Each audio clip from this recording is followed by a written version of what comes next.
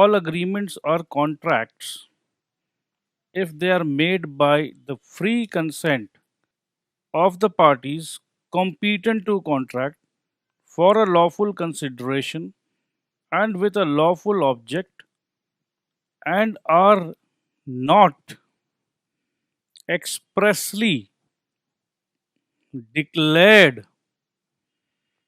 to be void. दो parties होने चाहिए, कोई भी कॉन्ट्रैक्ट हो उसमें दो पार्टी होना चाहिए। सर ये तो बहुत सिंपल सी बात है कि दो पार्टी होने चाहिए, ये तो हम समझ रहे हैं, फिर ये इतना बात क्यों हो रहा है दो पार्टी होना चाहिए? अब अगर कोई कॉन्ट्रैक्ट हो जाए तो उस कॉन्ट्रैक्ट का कुछ ना कुछ रिजल्ट, इम्प्लीकेशन, आफ्टर इफेक्ट कुछ तो होगा।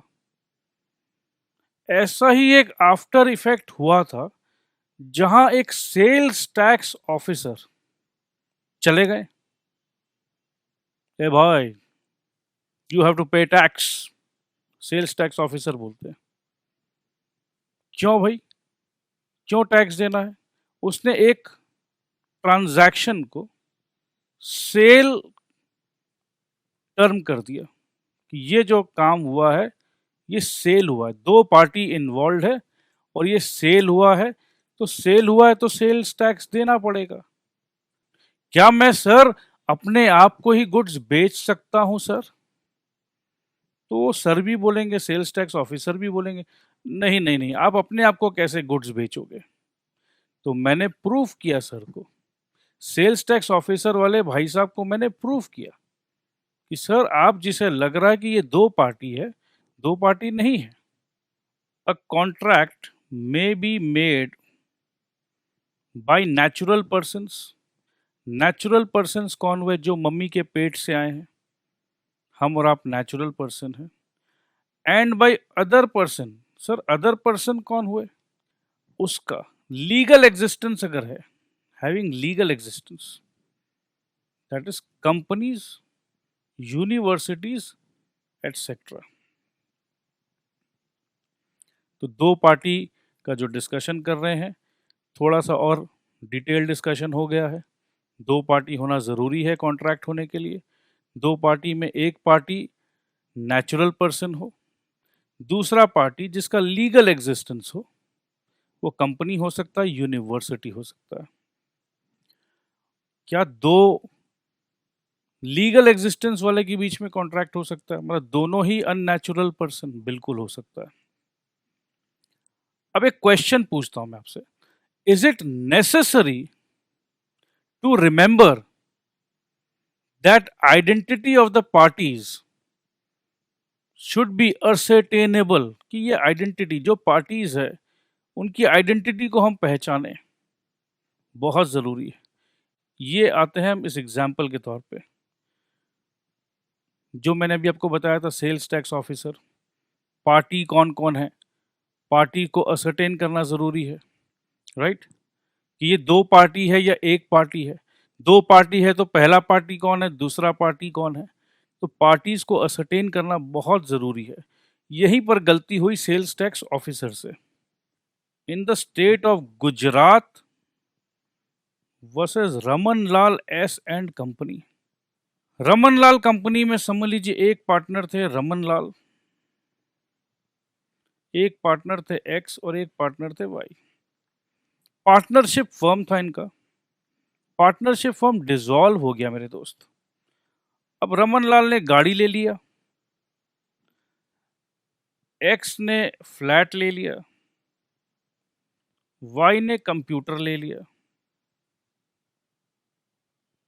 इसी प्रकार से अलग अलग जितने भी इनकी पार्टनरशिप फर्म के पास जो एसेट्स थे, आपस में तीनों पार्टनर्स ने बांट लिया। अब एक बात बताओ, ये जॉइंट ओनर्स थे क्या? नहीं थे। ये कार जो था jointly belong to the partnership firm.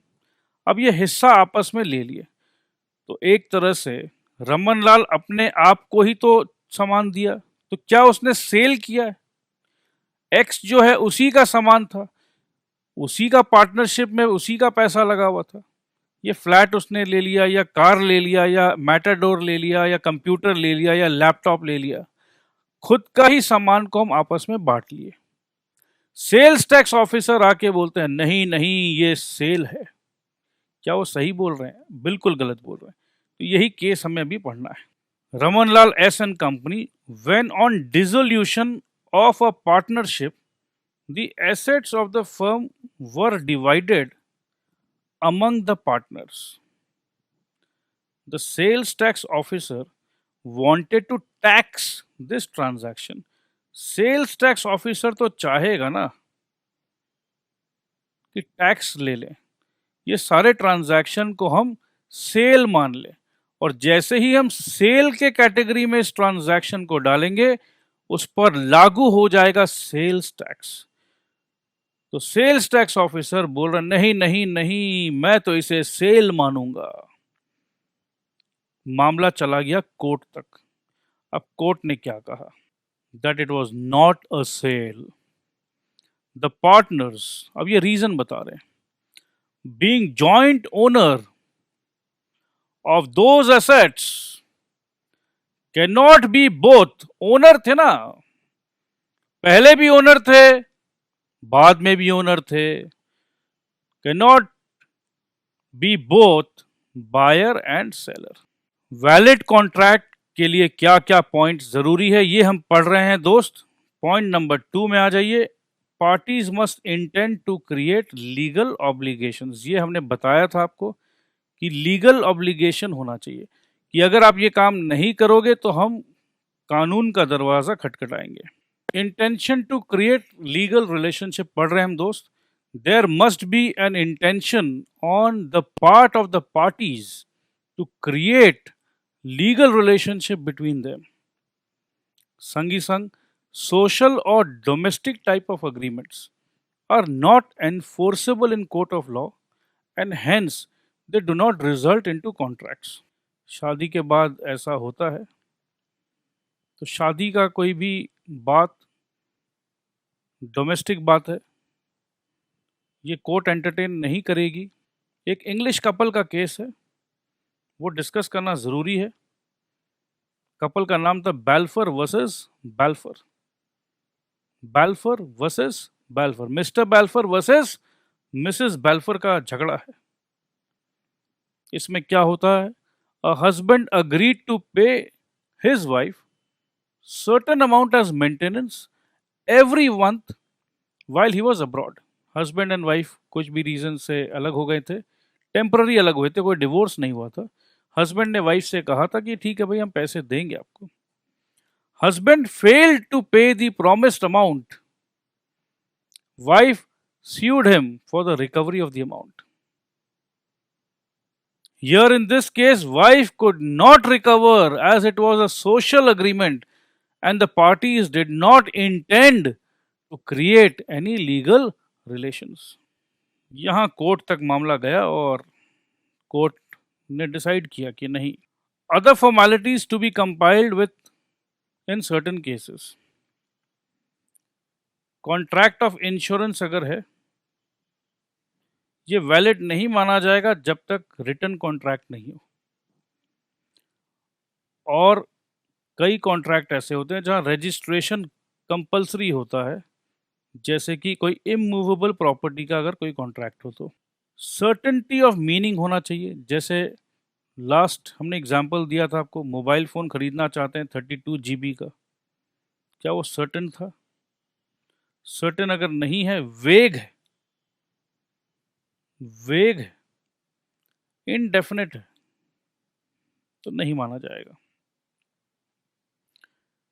Contract के टर्म्स ऐसे होने चाहिए जो possibility of performance of an agreement होना चाहिए।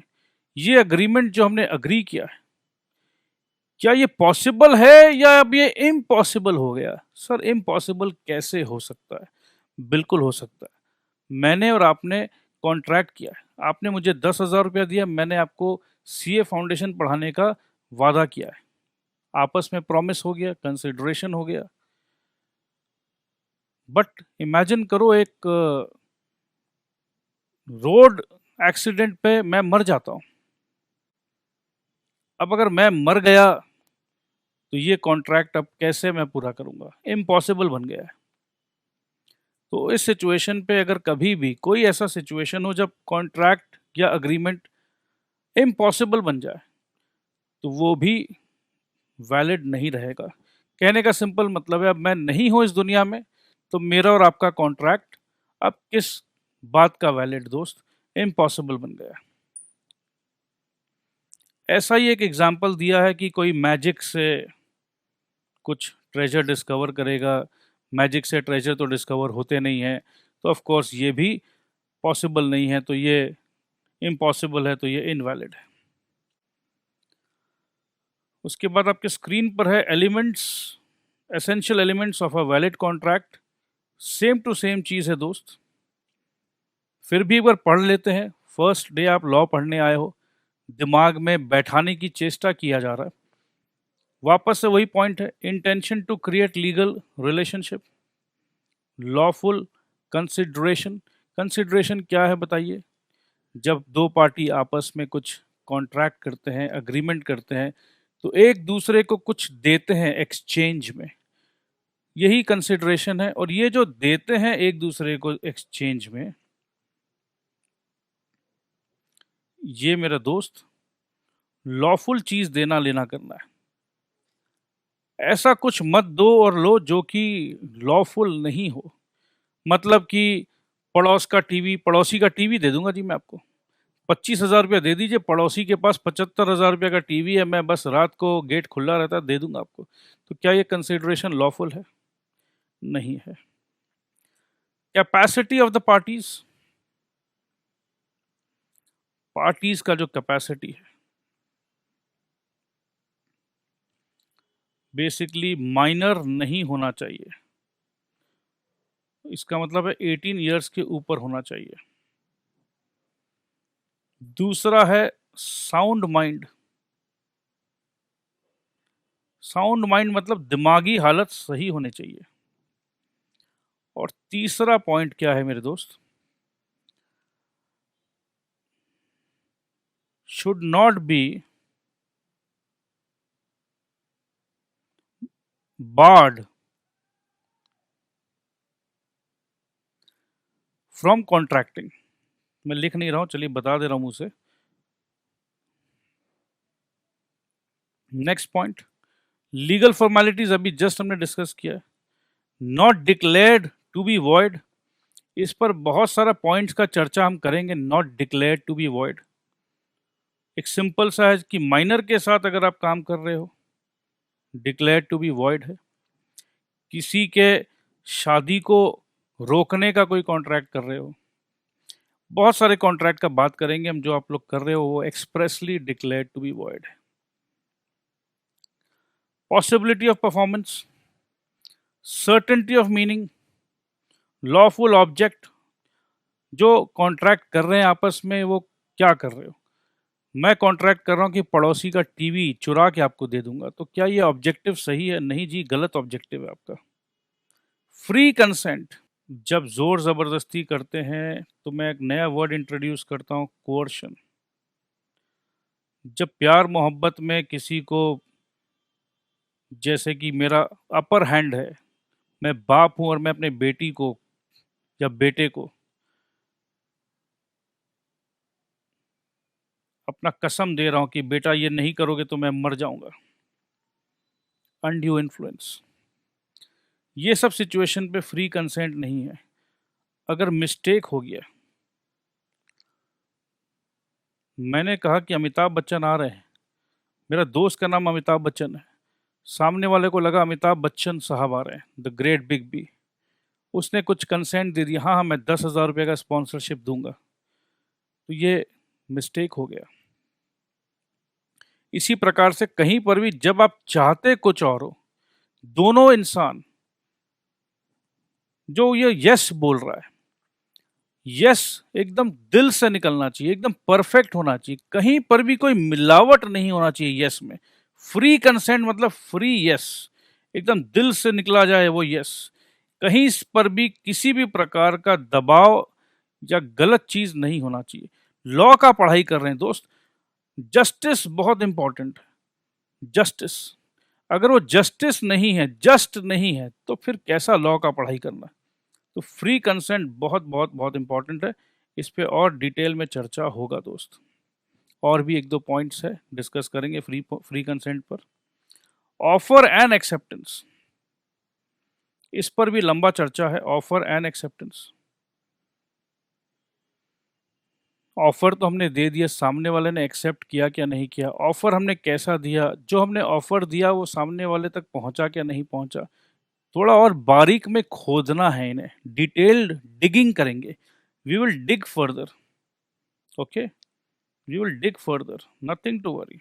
एकदम आराम से, धीरे धीरे, प्यार मोहब्बत से कॉन्सेप्ट को आगे लेके चलना है।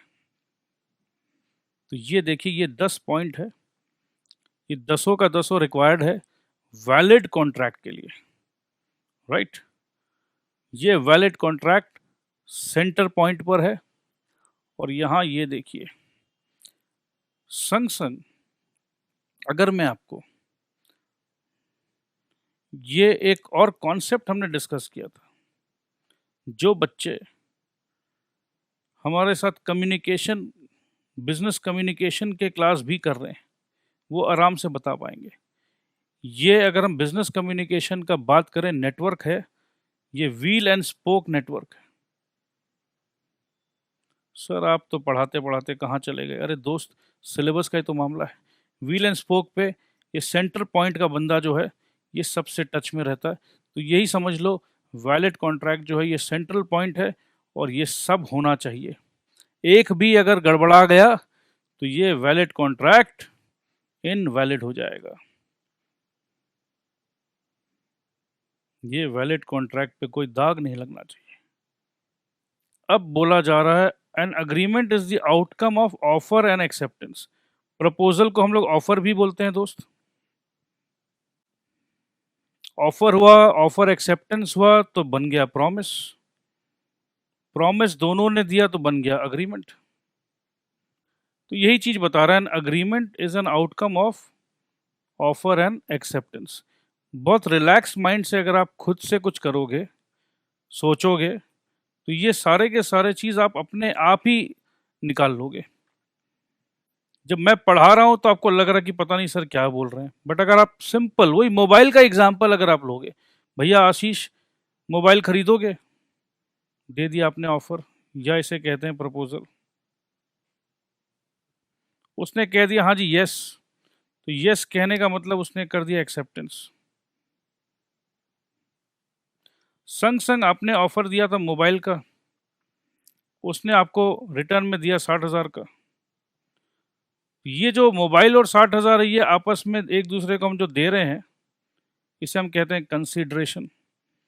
और अब क्योंकि दोनों ने ऑफर एक्सेप्टेंस पे यस हो गया, तो ये बन गया प्रॉमिस। वादा हो गया एक दूसरे को, प्रॉमिस।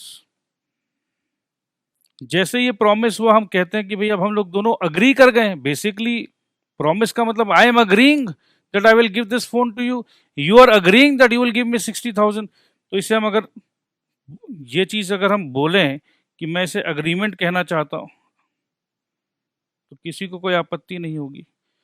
अब ये अग्रीमेंट जो कॉन्ट्रैक्ट बनेगा, बेसिकली अगर भाई साहब अगर पीछे हटे तो मैं लीगल एक्शन ले लूंगा। सीधा सीधी एकदम लोकल लैंग्वेज में बात करो, भाई नहीं दोगे तो लीगल एक्शन ले लूंगा। लीगली बाउंड कर रहा हूं मैं तुम्हें, लीगली बाउंड कर रहा हूं। ये नहीं करोगे, जैसे होता ना, तुम अगर ये नहीं दोगे तो तुम्हारी मम्मी को कंप्लेन कर दूंगा, मेरा एक्सरसाइज बुक ले रखे हो नहीं दे रहे हो, मेरा खिलौना ले रखे हो, मैं मम्मी को जाके बोलूं? अरे भाई मम्मी को जाके मत बोल, पापा को बोलेगी बहुत मारेंगे मेरे को। ऐसा होता है ना कि जाके बोल देंगे हम लोग, बचपन में तो ऐसे ही होता था। तो आज के दिन में हम लोग बोलते हैं देखो नहीं दोगे तो बड़े पापा को बोल देंगे, जो कोर्ट है, कोर्ट। फ्री कंसेंट, टू और मोर persons are said to consent when they agree upon the same thing in the same sense। इसे हम कहते हैं consensus ad idem, और कहते हैं मीटिंग ऑफ द माइंड्स। ये देखिए, दो माइंड जो है, ये दो माइंड को हमने मिला दिया है। दो माइंड एक ही चीज समझ रहा है। मैं बोल रहा हूं मेरे पार्टी में अमिताभ बच्चन साहब आ रहे हैं, और वो अमिताभ बच्चन कौन है? मेरा क्लासमेट। देखो मेरा अमिताभ बच्चन बिग बी, मैंने कहा नहीं उसे कि वो मेरा क्लासमेट है, वरना वो समझ जाता। बट जस्ट मैंने कहा अमिताभ बच्चन आ रहे हैं, उसे लगा कि Amitabh Bachchan the great superstar is coming. तो क्या हम दोनों का माइंड मिला? नहीं मिला। तो मीटिंग ऑफ द माइंड्स अगर नहीं हुआ है कोई भी रीजन से, कोई भी रीजन से, रीजंस है coercion, fraud, undue influence, misrepresentation, mistake, ये सब रीजंस है। बट आपको क्या देखना है, ये दो दिमाग एक हुए क्या नहीं हुए। ये दो दिमाग अगर एक हुए हैं कोई चिंता की बात नहीं है। तो ये पिक्चर आज आप अपने दिमाग में बैठा लीजिए। जब भी हम कॉन्ट्रैक्ट को पढ़ेंगे, फ्री कंसेंट का टॉपिक जब भी पढ़ेंगे, आपको बस यही देखना है कि मीटिंग ऑफ द माइंड हुआ या नहीं हुआ। यही एक अंडरलाइनिंग कॉन्सेप्ट है मेरे दोस्त। अब देखो, will you buy my Mac? Mac burger भी होता है दोस्त, और मैक लैपटॉप भी होता है। तो क्या ये माइंड मीट हुआ? मीटिंग ऑफ द माइंड हुआ? क्या ये कॉन्ट्रैक्ट वैलिड होगा? बहन जी ने कहा will you buy my Mac. अब बहन जी के हाथ में आप देख पा रहे हो कुछ जूस, तो मैडम के बैग में मैक बर्गर होगा। ये दाढ़ी वाले भाई साहब को लग रहा कि मैडम मैक लैपटॉप का बात कर रही है। चलो जो भी है, मीटिंग ऑफ द माइंड नहीं हुआ। Consent would be considered as free consent if it is not caused by coercion, undue influence, fraud, misrepresentation और मिस्टेक। ये जो सिचुएशन आप देख रहे हो, बंदूक लगा के अगर कोई काम करवा रहा है आपसे, तो उसे हम कहेंगे coercion. Doctor and patient, patient एकदम डॉक्टर के अधीन है। डॉक्टर साहब जो जैसा डॉक्टर साहब बोले हैं मुझे वैसा ही करना है। एक अपर हैंड है डॉक्टर साहब का, और उस अपर हैंड का फायदा उठाया डॉक्टर साहब ने। कॉन्ट्रैक्ट साइन हो गया या कॉन्ट्रैक्ट एक्सेप्ट हो गया। तो क्या ये फ्री कंसेंट था? फ्री नहीं था, दिमाग में कुछ और चल रहा था। क्या करें, मजबूर है। तो ये दिमाग में कुछ और फ्रीक्वेंसी है, कुछ और वाइब्रेशन है, तो ये फ्री कंसेंट नहीं हो सकता है। ये तो भाई फ्रॉड करने के चक्कर में है, बोल कुछ और रहा है, फोन कर रहा है आपको कि मैडम हम क्रेडिट कार्ड डिपार्टमेंट से बोल रहे हैं, अकाउंट की सिक्योरिटी के लिए हम आपका नंबर जानना चाहते हैं।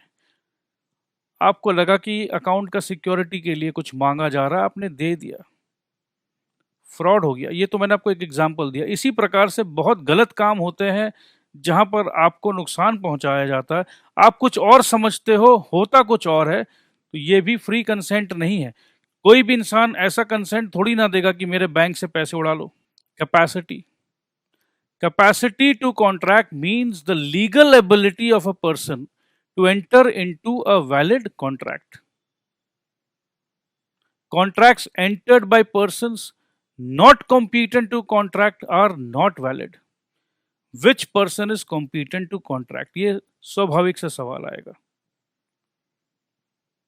जिसका मेजॉरिटी हो, 18 इयर्स के ऊपर हो, below 18 therefore not competent to contract.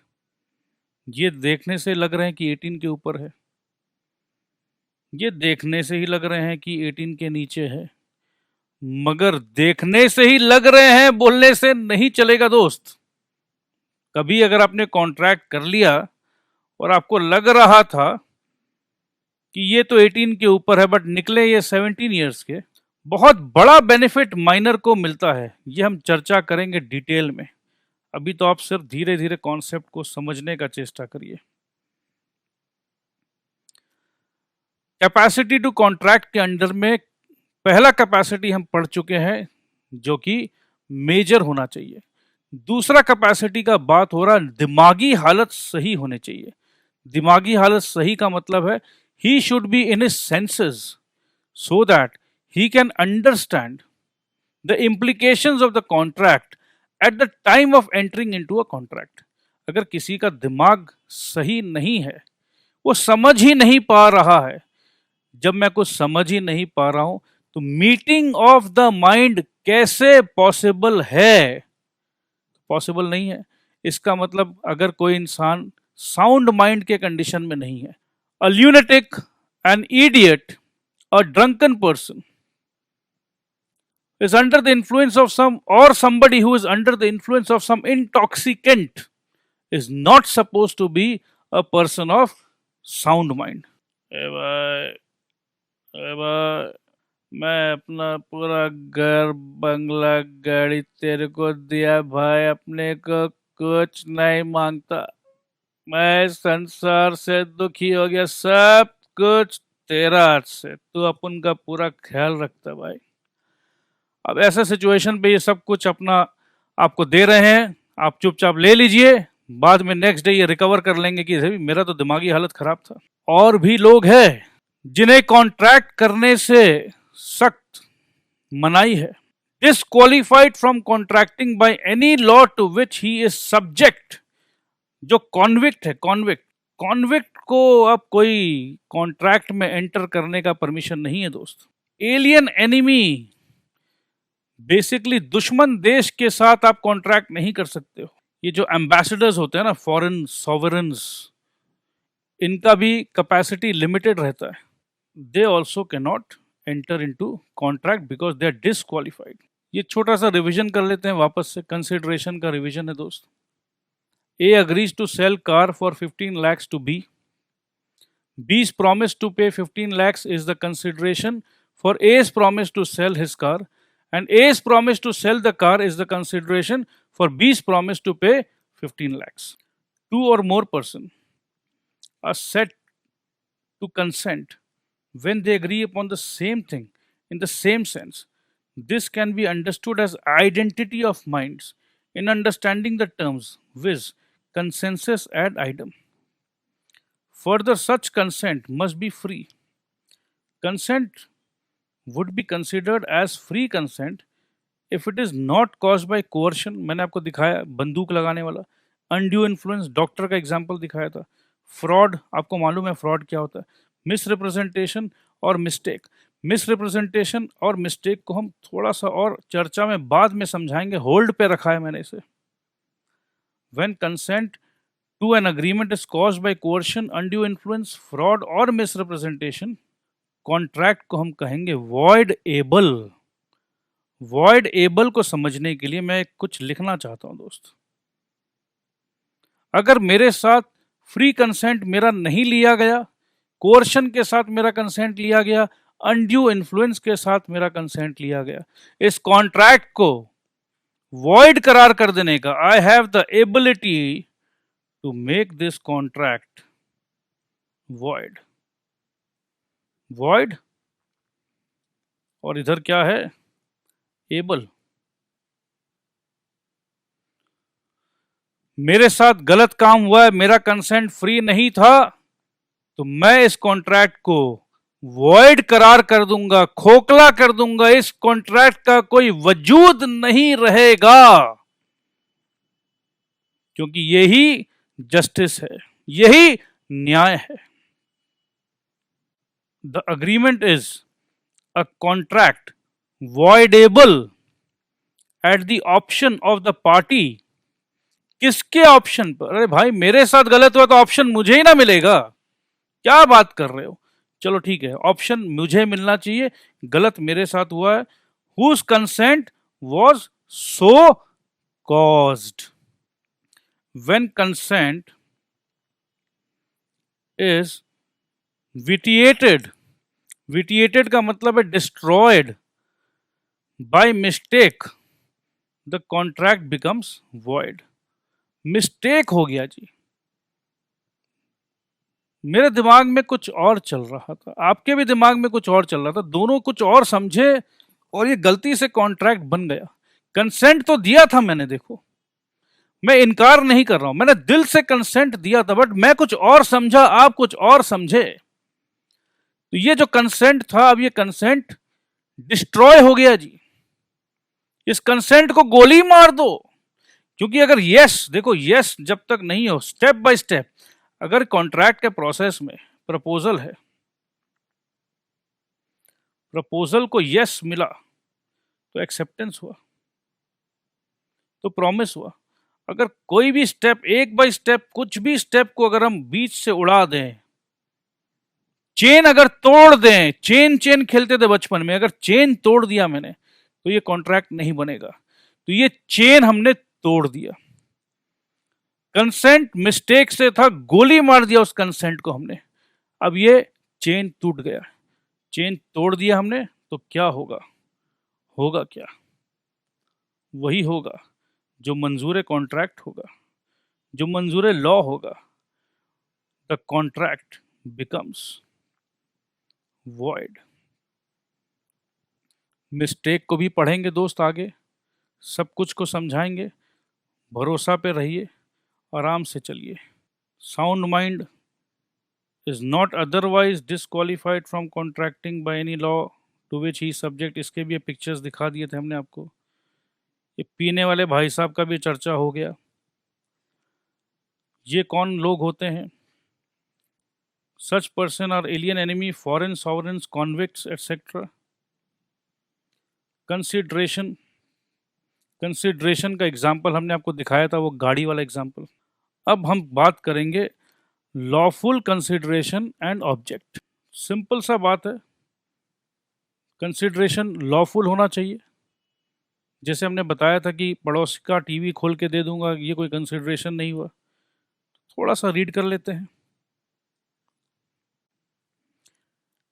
Fraudulent नहीं होना चाहिए। इफ इट इज फ्रॉडुलेंट और involves injury to other person और प्रॉपर्टी, जैसे मैंने कहा कि भाई किसी और का टीवी आपको दे दूंगा, तो किसी और के प्रॉपर्टी को इंजरी कर रहा हूं मैं, और court regards it as immoral और अपोज टू पब्लिक पॉलिसी। ये सब हम चर्चा करेंगे। इमोरल और अपोज टू पब्लिक पॉलिसी, जैसे किसी का शादी तोड़वाना, उसका शादी तोड़वा दो, मैं उससे शादी कर लूंगा, ये सब इमोरल है, पब्लिक पॉलिसी के खिलाफ।